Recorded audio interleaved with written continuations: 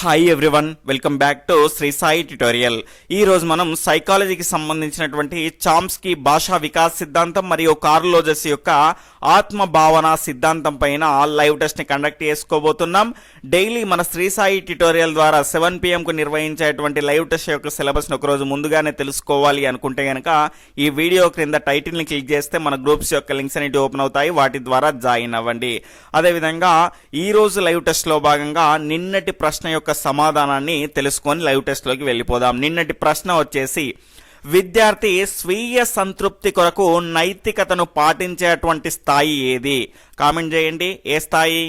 విద్యార్థి స్వీయ సంతృప్తి కొరకు నైతికతను పాటించేటువంటి స్థాయి ఏది అంటే పూర్వ సాంప్రదాయ స్థాయి. పూర్వ సాంప్రదాయ స్థాయిలో రెండవ దశను కనుక చూసుకుంటే సహజ సంతోష అనుసరణ. ఇందులో పిల్లవాడికి ఏదైతే సంతోషాన్ని కలగజేస్తుందో అదే నైతికతగా భావించేటువంటి దశగా మనం చెప్పుకోవచ్చు.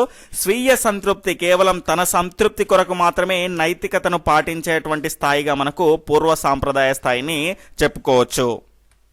వీడియోని చూస్తున్న వాళ్ళంతా కూడా తప్పకుండా లైక్ చేయండి. ఈ విధంగా లైక్ చేయడం ద్వారా మీ యొక్క సపోర్ట్ని నాకు అందించడం ద్వారా వీడియో యొక్క నోటిఫికేషన్ అనేది మిగతా వారికి కూడా త్వరగా రీచ్ అవుతుంది.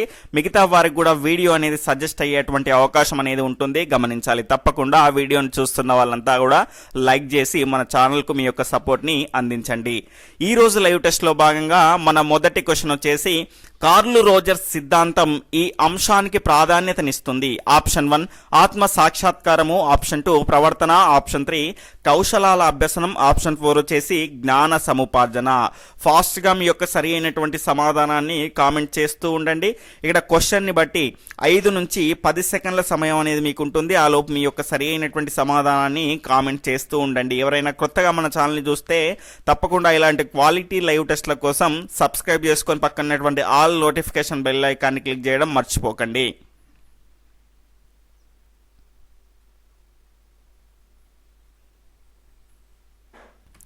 దీని యొక్క సరి అయినటువంటి సమాధానం వచ్చేసి ఆప్షన్ 1 ఆత్మ సాక్షాత్కారం అండి. కార్ల్ రోజర్స్ ఆత్మ భావన సిద్ధాంతము లేదా ఆత్మ సాక్షాత్కారానికి సంబంధించినటువంటి సిద్ధాంతాన్ని ప్రతిపాదించడం జరిగింది. ఇక్కడ ఆత్మ సాక్షాత్కారము అంటే ఏంటి అంటే నేను ఏంటి, నేను ఎలా ఉన్నాను, భవిష్యత్తులో నేను ఎలా ఉండాలి అనేటువంటి అంశాల గురించి తెలియజేసేదే ఆత్మ సాక్షాత్కారము, గమనించాలి. తర్వాత రెండవ క్వశ్చన్ వచ్చేసి, వాస్తవిక అహం ఆదర్శప్రాయమైనటువంటి అహం మధ్య సయోధ్య కుదరనప్పుడు ఏమవుతుంది? ఆప్షన్ 1 వ్యక్తిలో సంఘర్షణ పెరుగుతుంది, ఆప్షన్ 2 వ్యక్తిలో సర్దుబాటు పెరుగుతుంది, ఆప్షన్ 3 వ్యక్తిలో వ్యాకులత పెరుగుతుంది, ఆప్షన్ 4 1 and 2 వ్యక్తిలో సంఘర్షణ మరియు సర్దుబాటు అనేది పెరుగుతుంది. ఫాస్ట్గా మీ యొక్క సరి అయినటువంటి సమాధానాన్ని కామెంట్ చేస్తూ ఉండండి.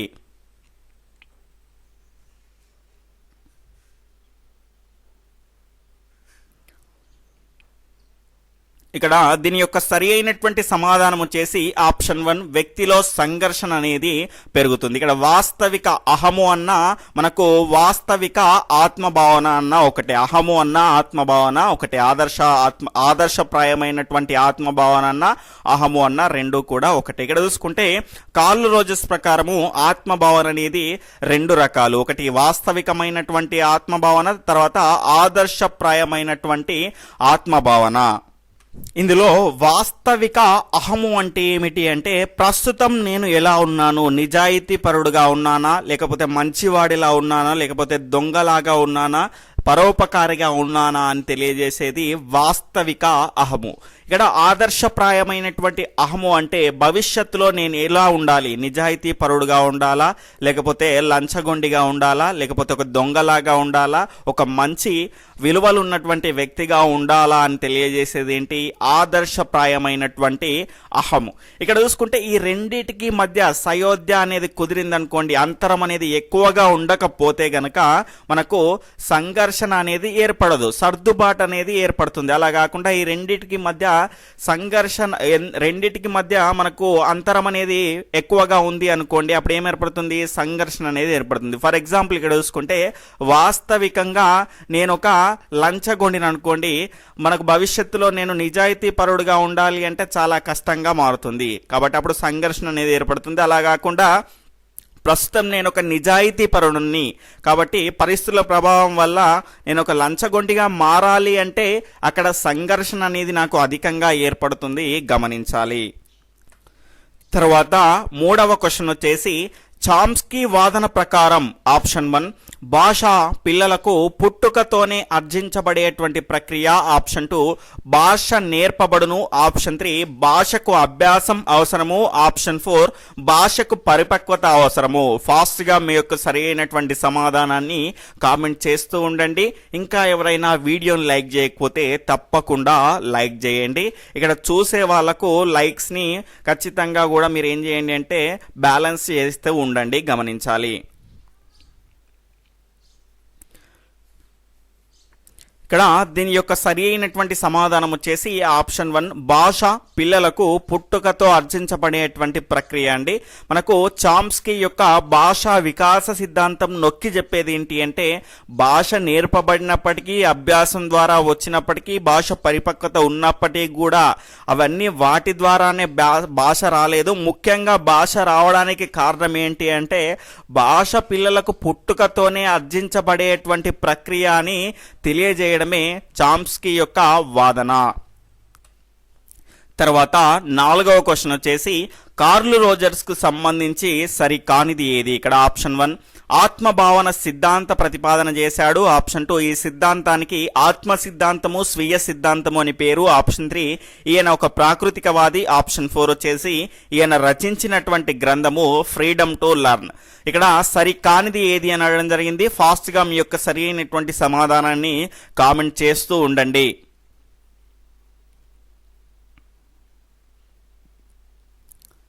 ఇక్కడ దీని యొక్క సరి అయినటువంటి సమాధానం వచ్చేసి ఆప్షన్ 3 ఈయన ఒక ప్రాకృతికవాది అనేది రైట్ ఆన్సర్ కాదు. ఇక్కడ చూసుకుంటే మనకు ఈయన ఎవరు? మానవతావాది. మానవతావాదం అంటే ఏంటి? మానవతావాదం ఏం చెప్తుంది అంటే పరిసరాలలో ఉన్నటువంటి అంశాన్ని మనిషి ఏ విధంగా చూస్తున్నాడు అనేది దాని గురించి తెలియజేసే దాన్నే మనం మానవతావాదము అంటాము. ఫర్ ఎగ్జాంపుల్ ఇక్కడ చూసుకుంటే కొంతమందికి ఏసీల్లో ఉన్నా కూడా చెమటలు పోస్తూ ఉంటాయి, కొంతమందికి ఏమో ఎండలో ఉన్నా కూడా కష్టపడి పని చేస్తున్నా కూడా హాయిగా ఉంటాడు. ఆ రకంగా మనకు పరిసరాల్లో ఉన్నటువంటి అంశాలను మనం ఏ రకంగా స్వీకరిస్తున్నాము, వాటి గురించి మనం ఏ రకంగా ఆలోచిస్తున్నాము అనేటువంటి అంశాల గురించి తెలియజేసేదే మానవతావాదము. తర్వాత 5వ క్వశ్చన్ వచ్చేసి శిశువు తనకు ఇష్టమైన రీతిలో శబ్దాలు చేసేటువంటి దశ ఏది? ఆప్షన్ 1 ప్రాక్ భాషా దశ, ఆప్షన్ 2 శబ్దగ్రాహ్యక దశ, ఆప్షన్ 3 శబ్దానుకరణ దశ, ఆప్షన్ 4 పైవన్నీ. ఫాస్ట్గా మీ యొక్క సరి అయినటువంటి సమాధానాన్ని కామెంట్ చేస్తూ ఉండండి. ఇక్కడ జాగ్రత్తగా గమనిస్తే మనకు డిఎడ్ సైకాలజీ బుక్లో ఇంత క్లియర్గా లేదండి, ఏదో పైన ఇవ్వడం జరిగింది. మనకు బిఎడ్ బుక్లో కనుక చూసుకుంటే క్లియర్ ఇన్ఫర్మేషన్ అనేది ఉంటుంది, గమనించాలి. ఇది మనకు సిలబస్లో కొంత మేరకే ఉన్నప్పటికీ కూడా దీనిపైన క్వశ్చన్స్ అనేటివి డీప్గా వస్తూ ఉన్నాయి కాబట్టి ఈ రకంగా మీకు క్వశ్చన్స్ అనేటివి ఇవ్వడం జరిగింది, గమనించాలి.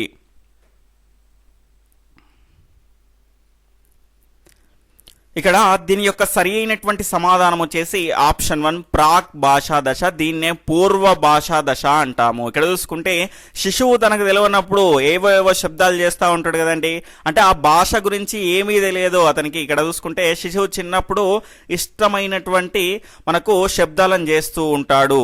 ఆ శబ్దాలను మనం ఏమంటాము అంటే మనకు శిశువు చేసేటువంటి శబ్దాలను భాష తెలియక ముందు చేసేటువంటి శబ్దాలు అని అంటాము. ఆ దశను ఏమంటాము అంటే ప్రాక్ భాషా దశ లేదా పూర్వ భాష దశ అంటాము.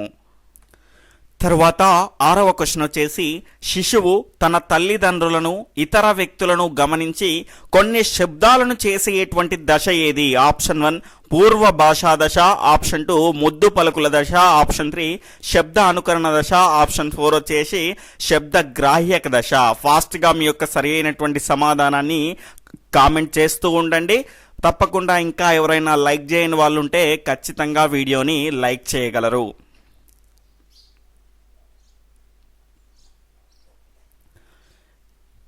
ఇక్కడ దీని యొక్క సరైనటువంటి సమాధానం వచ్చేసి ఆప్షన్ 2 ముద్దు పలుకుల దశ అండి. ఈ దశలో కనుక చూసుకుంటే భాష గురించి తెలియకముందు చేసేది ఏ దశలో మనకు పూర్వ భాషా దశలో భాష గురించి తెలియదు, ఏవో శబ్దాలు చేస్తూ ఉంటాడు. కానీ ఇక్కడ మనకు ముద్దు పలుకుల దశలో కనుక చూసుకుంటే తల్లిదండ్రుల నుంచి కానీ ఇతర వ్యక్తుల నుంచి కానీ కొన్ని శబ్దాలను నేర్చుకుంటాడంటే భాష గురించి కొత్త జ్ఞానం అనేది ఏర్పడుతుంది.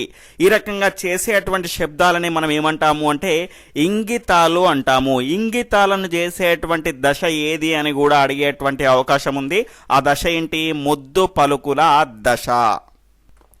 తర్వాత 7వ క్వశ్చన్ వచ్చేసి వస్తువుకు పదానికి మధ్య సంబంధం ఏర్పడడం అనేది జరిగేటువంటి దశ ఏది? ఆప్షన్ 1 పూర్వ భాషా దశ, ఆప్షన్ 2 ముద్దు పలుకుల దశ, ఆప్షన్ 3 శబ్ద అనుకరణ దశ, ఆప్షన్ 4 వచ్చేసి శబ్ద గ్రాహ్యక దశ.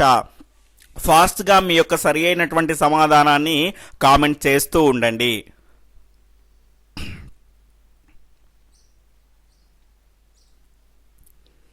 ఇక్కడ దీని యొక్క సరి అయినటువంటి సమాధానం వచ్చేసి ఆప్షన్ 3 శబ్ద అనుకరణ దశ అండి.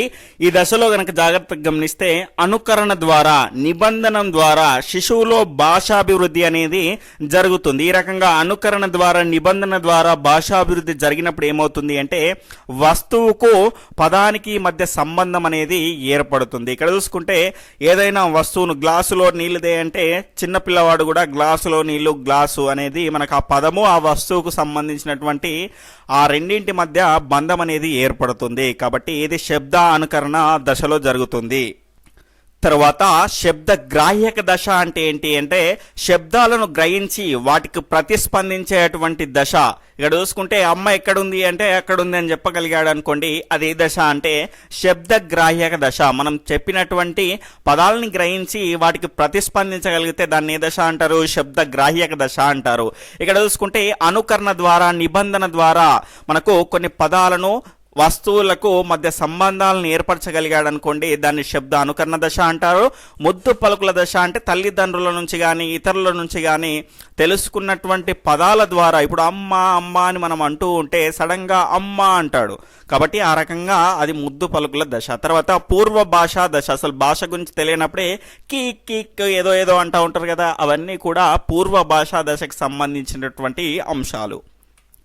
తర్వాత 8వ క్వశ్చన్ వచ్చేసి భాషా వికాసం గరిష్ట స్థాయికి చేరేటువంటి దశ ఏది? ఆప్షన్ 1 పూర్వ బాల్య దశ, ఆప్షన్ 2 ఉత్తర బాల్య దశ, ఆప్షన్ 3 కౌమార దశ, ఆప్షన్ 4 వచ్చేసి యవ్వనారంభ దశ. ఫాస్ట్గా మీ యొక్క సరైనటువంటి సమాధానాన్ని కామెంట్ చేస్తూ ఉండండి.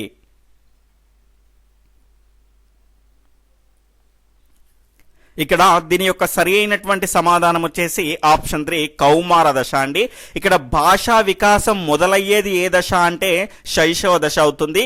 ఇక్కడ భాషా వికాసం అనేది గరిష్ట స్థాయికి చేరేటువంటి దశ ఏది అంటే కౌమార దశ. భాషలో గనుక చూసుకుంటే సరైనటువంటి ఉచ్చారణ, దాదాపు 40,000కు పైన పదాలను నేర్చుకోగలగడం, తర్వాత అన్ని రకాల సామర్థ్యాలు గరిష్ట స్థాయిలో అభివృద్ధి చెందేటువంటి దశ ఏది అంటే కౌమార దశ, గమనించాలి.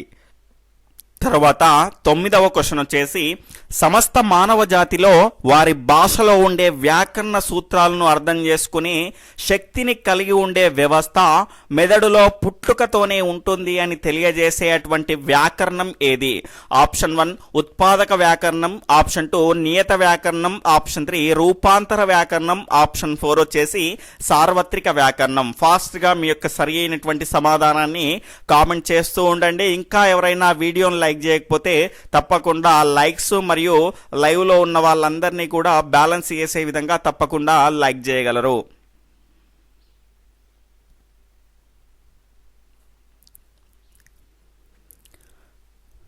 ఇక్కడ దీని యొక్క సరైనటువంటి సమాధానం వచ్చేసి ఆప్షన్ 4 సార్వత్రిక వ్యాకరణం అండి. ఇక్కడ సమస్త మానవ జాతిలో వారి భాషలో ఉండేటువంటి వ్యాకరణ సూత్రాలు ఉంటాయి కదండి, గ్రామర్కు సంబంధించినటువంటి సూత్రాలు, అవి అర్థం చేసుకునేటువంటి శక్తి కలిగి ఉండేటువంటి వ్యవస్థ మెదడులో పుట్టుకతోనే ఉంటుంది అని తెలియజేసింది. అది ఏ రకమైనటువంటి వ్యాకరణము అంటే సార్వత్రిక వ్యాకరణం. ఈ సార్వత్రిక వ్యాకరణం అనేటువంటి భావనను మొదటిసారిగా తీసుకొచ్చింది ఎవరయ్యా అంటే నోమ్ చాంస్కీ, గమనించాలి.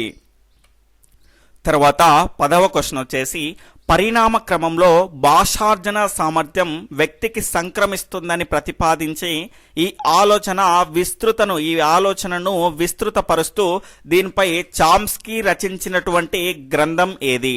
Option 1 language and mind, option 2 synthetic structures, option 3 reflections on language, option 4 వచ్చేసి నన్ ఆఫ్ ది అబోవ్.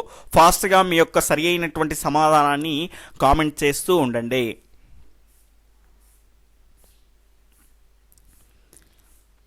ఇక్కడ దీని యొక్క సరి అయినటువంటి సమాధానం వచ్చేసి ఆప్షన్ 2 సింథటిక్ స్ట్రక్చర్స్ అండి. ఇవన్నీ కూడా ఇక్కడ ఉన్నటువంటి అన్ని గ్రంథాలు కూడా భాషకు సంబంధించినవే, కానీ ఇక్కడ స్పెషల్గా సింథటిక్ స్ట్రక్చర్స్ అనేటివి దాని యొక్క ఆ గ్రంథం యొక్క ప్రత్యేకత ఏంటి అంటే పరిణామ క్రమంలో మానవులో పరిణామ క్రమం అనేది జరుగుతున్నప్పుడు భాషార్జన సామర్థ్యం అనేది వ్యక్తికి సంక్రమిస్తుంది అని ప్రతిపాదించి ఈ ఆలోచనను విస్తృతపరుస్తూ దానిపైన ఒక గ్రంథం అనేది రాసిండు. ఎవరు? చామ్స్కీ గారు రాసినటువంటి గ్రంథం ఏంటి? Synthetic structures. ఇక్కడ ఇదేం చెప్తుంది అంటే పరిణామ క్రమంలో మనం పెరుగుతున్న కొద్దీ భాషార్జన చేసేటువంటి సామర్థ్యం అనేది దానంతట అదే పెరుగుతుంది అని తెలియజేయడం జరిగింది ఈ గ్రంథం ద్వారా. ఇక్కడ ఈ ఎక్స్ప్లెనేషన్ ద్వారా మీరు సమయం వృధా అవుతుంది అని అస్సలే అనుకోకండి, ఎందుకంటే మీరు ఆల్రెడీ చదువుతారు. మనకి ఈ రకంగా క్లాస్ వినడం ఇక్కడ క్లాసు లాగా చెప్పడం జరుగుతుంది. ఇక్కడ ఏదో లైవ్ టెస్ట్ పెట్టినామా, ఆన్సర్ 1 2 ఏదైనా చూపించినామా, కరెక్ట్ ఆన్సర్ ఏదో చెప్పినామా అన్న కాకుండా మిగతా వారిలాగా కాకుండా మనకు ఒక ప్రత్యేకత ఉండాలి. ఏదైనా క్వశ్చన్గా కాకుండా ఒక కాన్సెప్ట్గా నేర్చుకోవాలనేటువంటి ఉద్దేశంతోనే మీకు ఎక్స్ప్లెనేషన్ అనేది ఇస్తున్నాను, గమనించాలి. ఎందుకంటే కొంత ఎక్స్ప్లెనేషన్ అనేది కొద్దిగా ఎక్కువ అయింది అనుకోండి, లైవ్లో నుంచి వెళ్ళిపోతున్నారు. దానివల్ల నాకు వచ్చేటువంటి నష్టం ఏమీ లేదు, గమనించాలి. అంటే వాళ్ళకు చాలా ఎక్కువగా తెలిసి ఉండొచ్చు, అందుకే వెళ్ళిపోతున్నారు కావచ్చు అని నేను అనుకుంటున్నాను. తర్వాత 11వ క్వశ్చన్, క్రింది వాటిలో సరికానిది ఏది? ఇక్కడ ఆప్షన్ 1 చామ్స్కీ దృష్టిలో పిల్లల యొక్క మెదడు భాషార్జన చేసేటువంటి యంత్రము, ఆప్షన్ 2 కుడి మస్తిష్క అర్ధగోళంలోని బ్రోకా ప్రాంతం భాషార్జన విధులను నిర్వహిస్తుంది, ఆప్షన్ 3 చోమ్స్కీ ప్రకారము శిశువులో భాషార్జన అనేది గరిష్టంగా జరిగేటువంటి కాలం 3 నుంచి 10 సంవత్సరాలు. క్రింది వాటిలో సరికానిది ఏది అని అడగడం జరిగింది. ఆప్షన్ 1 1,2, ఆప్షన్ 2 2,3 మాత్రమే, ఆప్షన్ 4 వచ్చేసి 1,3 మాత్రమే, ఆప్షన్ 4 వచ్చేసి ఏది కాదు. ఫాస్ట్గా మీ యొక్క సరి అయినటువంటి సమాధానాన్ని కామెంట్ చేస్తూ ఉండండి. ఈ రకంగా స్టేట్మెంట్ వైజ్ క్వశ్చన్స్ వచ్చినప్పుడు ఖచ్చితంగా మీరు ఆన్సర్ని పిక్ చేసుకునే టైంలో ఖచ్చితంగా క్వశ్చన్ని రీచెక్ చేసుకోవాలి. అక్కడ సరి కానిది అడిగాడా, సరి అయినది అడిగాడా, ఈ రకమైనటువంటి కానిది అయినది అనేటువంటి కన్ఫ్యూజన్లో ఖచ్చితంగా ఒక మార్కును పోగొట్టుకుంటాము ప్రతి ఎగ్జామ్లో. కాబట్టి కాన్సన్ట్రేటెడ్గా క్వశ్చన్ని చదవాలి, రీచెక్ చేసుకొని ఆన్సర్ని పిక్ చేయాలి.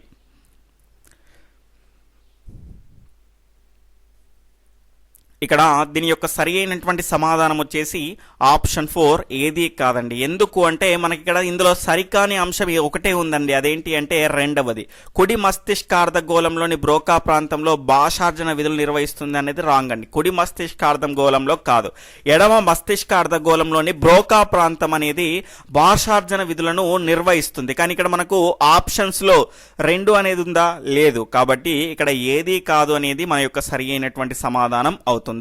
చోమ్స్కీ ప్రకారము ఆయన దృష్టిలో పిల్లల యొక్క మెదడు అనేది భాషా అర్జన చేసేటువంటి యంత్రంగా అతను తెలియజేయడం జరిగింది. భాషా అర్జన ఎక్కువగా జరిగేటువంటి కాలం ఏంటి అంటే 3 నుంచి 10 సంవత్సరాల వయసు, గమనించాలి. కాబట్టి ఖచ్చితంగా ఈ వయసులో ఎక్కువ భాషను నేర్పేటువంటి ప్రయత్నం అనేది చేయాలి అంటూ ఉంటారు. తర్వాత 12వ క్వశ్చన్, ఎల్ఏడి యొక్క పూర్తి abbreviation. Option 1 language attention device, option 2 language acquisition device, option 3 language activation device, option 4 language accommodation device. ఫాస్ట్గా మీ యొక్క సరి అయినటువంటి సమాధానాన్ని కామెంట్ చేస్తూ ఉండండి, స్పీడ్గా ఆన్సర్ చేయగలగాలండి.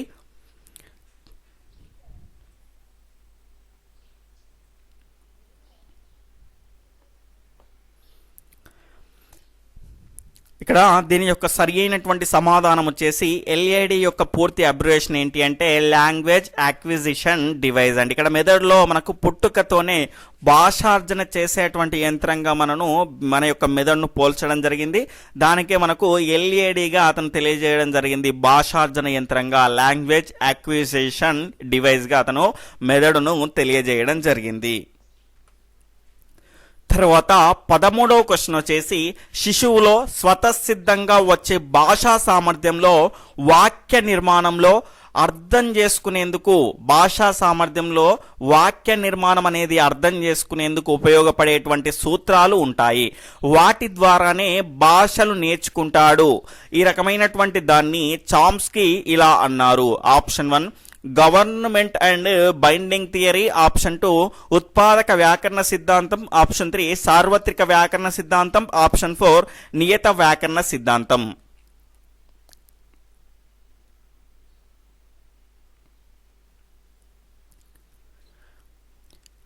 ఇక్కడ దీని యొక్క సరి అయినటువంటి సమాధానం వచ్చేసి option 1 government and binding theory. అంటే శిశువులో స్వతసిద్ధంగా వచ్చేటువంటి భాషా సామర్థ్యంలో వాక్య నిర్మాణాన్ని అర్థం చేసుకునేటువంటి ఆ సూత్రాలు అనేటివి ముందుగానే ఉంటాయి. వాటి ద్వారానే భాషల్ని నేర్చుకుంటాడు అని తెలియజేయడం జరిగింది. ఈ రకమైనటువంటి థియరీని Chomsky government and binding theory అని తెలియజేయడం జరిగింది. తర్వాత 14వ క్వశ్చన్ వచ్చేసి క్రింది వాటిలో సరైనవి ఏవి. ఇక్కడ స్టేట్మెంట్ 1 స్వేచ్ఛాపూరిత ఇచ్ఛ ఆత్మ ప్రస్తావనపై కేంద్రీకరించినటువంటి ఉపగమం మానవతావాదము. ఆప్షన్ 2 మనోవిజ్ఞానంలో మానవతావాదంను ప్రతిపాదించిన వారు అబ్రహం మాస్లో. ఇక్కడ సరైనవి ఏవి అనడం జరిగింది. ఆప్షన్ 1, 2, ఆప్షన్ 2 1 మాత్రమే, ఆప్షన్ 3 2 మాత్రమే, ఆప్షన్ 4 వచ్చేసి ఏది కాదు. ఫాస్ట్గా మీ యొక్క సరి అయినటువంటి సమాధానాన్ని కామెంట్ చేస్తూ ఉండండి.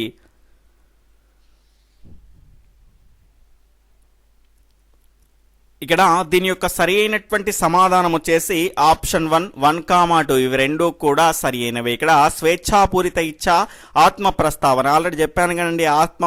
ఆత్మ సాక్షాత్కారం అన్న, ఆత్మ భావన అన్న, అహం అన్న ఇవన్నీ కూడా ఒకటి. ఇవన్నిటి గురించి తెలియజేసేది మానవతావాదం. మానవతావాదం అంటే ఆల్రెడీ మనం చెప్పుకున్నాం.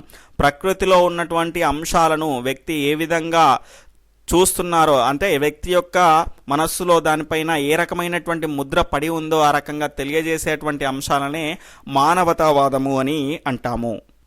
అంటే ప్రధానంగా తన గురించి తనకు తెలియజేసేటువంటి వాదం ఏంది అంటే మానవతావాదము. తర్వాత మనోవిజ్ఞానంలోని మానవతావాదంను ప్రతిపాదించినటువంటి వ్యక్తి అంటే ఎవరు అంటే అబ్రహం మాస్లో గారండి. ఇతన్ని ఫాలో అయినటువంటి అనుచరులో, ఇతన్ని అనుసరించిన వారిలో ముఖ్యులు ఎవరు అంటే కార్ల్ రోజర్స్. గమనించాలి. తర్వాత 15వ క్వశ్చన్ వచ్చేసి క్రింది వాటిలో సరైనవి ఏవి. ఇక్కడ ఆప్షన్ 1 వ్యక్తి ప్రస్తుతం ఎలాంటి ఆత్మభావన కలిగి ఉన్నాడో దానిని వాస్తవిక ఆత్మభావన అంటారు. ఆప్షన్ 2 వ్యక్తి భవిష్యత్తులో తనకు ఎలా ఉండాలి అనుకుంటున్నాడో అనేదాన్ని ఆదర్శాత్మ భావన అంటారు. ఇక్కడ సరైనవి ఏవి అని అడగడం జరిగింది. ఆప్షన్ 1, 1, 2, ఆప్షన్ 2 1 మాత్రమే, ఆప్షన్ 3 2 మాత్రమే, ఆప్షన్ 4 ఏదీ కాదు.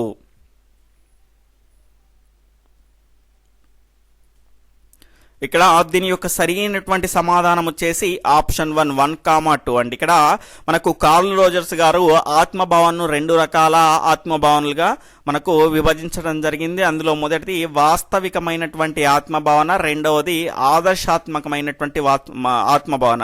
ప్రస్తుతం మనం ఏ రకంగా ఉన్నాము, మనకి ఫర్ ఎగ్జాంపుల్ ఇక్కడ చూసుకుంటే డిఎడ్ చదివామండి. డిఎడ్ చదివిన తర్వాత ఇప్పుడు మన యొక్క పరిస్థితి ఏంటి అంటే డిఎడ్ చేసినటువంటి అభ్యర్థి భవిష్యత్తులో మనం ఏం కావాలనుకుంటున్నాం, ఒక టీచర్ కావాలి అనుకుంటున్నాం. అలా కాకుండా మనం డిఎడ్ మాత్రమే చదివేసి నేను ఐఏఎస్ ఇప్పుడే కావాలి అనుకుంటే కనుక కాలేపు కదా, అప్పుడు సంఘర్షణ అనేది ఏర్పడుతుంది. అంటే ఈ రెండింటికి మధ్య అంతరం అనేది ఎక్కువగా ఉండద్దు. అంతరం తక్కువగా ఉంటేనేమో మనకు సర్దుబాటు జరుగుతుంది, మూర్తిమత్వం అనేది అధిక స్థాయిలో ఏర్పడుతుంది. తర్వాత ఒకవేళ అంతరం అనేది ఎక్కువగా ఉందనుకోండి మనకు సంఘర్షణ అనేది ఏర్పడుతుంది. గమనించాలి. ఇక్కడ జాగ్రత్తగా గమనిస్తే దొరికినటువంటి సమయాన్ని ఖచ్చితంగా సద్వినియోగం చేసుకోండి. ఎందుకంటే ఇప్పుడు ఆడుతూ పాడుతూ చదవచ్చు, ఎందుకంటే నోటిఫికేషన్ వస్తుంది అనేటువంటి సమయానికి మీరు అన్నీ కంప్లీట్ చేసుకుంటే మాత్రము చాలా హ్యాపీగా చదువుతారండి. అలా కాకుండా ఇప్పుడు పక్కన పెట్టేసుకొని ఇప్పుడు మనం ఎంత ప్రయత్నం చేసినా వాళ్ళు వేసేటప్పుడే నోటిఫికేషన్ అనేది వేయడం జరుగుతుంది. కాబట్టి ఇక్కడ చూసుకుంటే ఖచ్చితంగా మనకు ఉన్నటువంటి ఆప్షన్ ఒకటే అండి, వీలైతే ట్విట్టర్ ద్వారా పోరాడి నోటిఫికేషన్ తొందరగా తెప్పించుకునేటువంటి ప్రయత్నం చేయడం, లేదంటే వాళ్ళు వేసే వరకు వెయిట్ చేసి మనకున్నటువంటి ఈ రకమైనటువంటి సమయాన్ని చాలా అద్భుతంగా వినియోగించుకోవడం. అంటే ఎలాంటి క్వశ్చన్ అడిగినా కూడా చేయగలిగే విధంగా మనము నేర్చుకోవాలి ప్రతి అంశాన్ని. ఇక్కడ మీకు ఖచ్చితంగా మీకు టెట్లో 125 మార్క్స్ వస్తాయి అనుకున్నారనుకోండి, మీరు ఏం చేయండి, డిస్టిక్ ర్యాంక్ కూడా కొడతాను అనుకున్నారనుకోండి, స్టేట్ ర్యాంకు కొట్టే విధంగా ప్రయత్నించండి. ఎందుకంటే మనకు జాబ్ చాలా ఇంపార్టెంట్. ఖచ్చితంగా ఈసారి డిఎస్సి అనేది ఉంటుంది. మనకి ఈ మధ్యలో న్యూస్ కూడా వినిపిస్తుంది, మరి నిన్నైతే వినిపించింది, అది ఎంతవరకు నిజమో నాకైతే తెలియదు. మనకు ఆదిమూలపు సురేష్ గారు ఖచ్చితంగా డిసెంబర్ కల్లా టెట్ డిఎస్సికి సంబంధించినటువంటి అనౌన్స్మెంట్ అనేది వస్తుంది అని తెలియజేయడం జరిగిందట. కాబట్టి నేను చెప్తూనే ఉంటాను, డిఎస్సి అంటేనే షాకింగ్ బ్రేకింగ్. ఆ లోపు మీ యొక్క ప్రిపరేషన్ని కంప్లీట్ చేసుకొని హ్యాపీగా మీరు నోటిఫికేషన్ వచ్చిన తర్వాత కూడా ఎలాంటి టెన్షన్ పెట్టుకోకుండా మీరు ప్రిపేర్ అవ్వాలి అనుకుంటే కనుక ఇప్పుడున్నటువంటి సమయాన్ని మీరు సద్వినియోగం చేయగలుగుతూనే అది సాధ్యమవుతుంది. అలా కాకుండా మీరు ఏదో టైం పాస్ చేస్తున్నాము అనుకున్నారనుకోండి, అలా చదివితే మాత్రం మీకు చాలా కష్టంగా ఉంటుంది, తర్వాత గమనించాలి. తర్వాత మనకి ఇక్కడ చూసుకుంటే రేపటి సిలబస్ని కనుక చూసుకుంటే వైయక్తిక భేదాలు అనేటువంటి భావన, దాని తర్వాత ప్రజ్ఞ యొక్క రకాలు, దాని తర్వాత గార్డెనర్ యొక్క బహుళ ప్రజ్ఞా సిద్ధాంతం పైన రేపు 7 PM లైవ్ టెస్ట్ అనేది ఉంటుంది. ఇక్కడ మీకు లింక్ కానీ అవన్నీ షేర్ చేసుకోవడం కోసం చూడకండి, మీకు ఖచ్చితంగా మీకు ఒక అరగంట ముందు ఒక నోటిఫికేషన్ అనేది వస్తుంది, 30 minutes ముందు. దాని తర్వాత మనకు లైవ్ టెస్ట్ అనేది స్టార్ట్ అయిన తర్వాత కూడా మీకు యూట్యూబ్లో నోటిఫికేషన్ అనేది వస్తుంది. ఎవరైతే ఇంట్రెస్ట్గా లైవ్ టెస్ట్ రాయాలి అనుకుంటున్నారో మీరు నెట్ ఆన్ చేసుకొని పెట్టుకోండి. 7:29 ఆ ప్రాంతంలో 6:25 ప్రాంతంలో మీరు నెట్ ఆన్ చేసుకొని పెట్టుకుంటే మీకు అలర్ట్ చేస్తుంది. అంటే 30 minutes ముందు ఒక నోటిఫికేషన్ వస్తుంది, తర్వాత లైవ్ స్టార్ట్ అయిన తర్వాత నోటిఫికేషన్ అనేది వస్తుంది. తర్వాత ఈరోజు ప్రశ్న వచ్చేసి ఆదర్శ మరియు ఆత్మభావనను పిల్లల్లో దేని ద్వారా మాపనం చేస్తారు? ఆదర్శ మరియు వాస్తవమైనటువంటి ఆత్మభావన అండి పిల్లల్లో దేని ద్వారా మాపనం చేస్తారు? దీని యొక్క సరి అయినటువంటి సమాధానాన్ని క్రింద కామెంట్ సెక్షన్లో ఖచ్చితంగా తెలియజేయండి. అదేవిధంగా మీ విలువైనటువంటి అభిప్రాయాన్ని కూడా టెస్ట్ పైన తెలియజేయండి. ఖచ్చితంగా మీరు ఈ వీడియోని షేర్ చేసి మన ఛానల్కు సపోర్ట్ చేస్తేనే ఇంకా మీకు ఫ్రీగా లైవ్ టెస్ట్లను అందించగలుగుతాను, గమనించాలి. ఓకే ఫ్రెండ్స్, అందరూ వీడియోని లైక్ చేసి వెళ్ళగలరు. Okay friends, bye, take care, Jai Hind.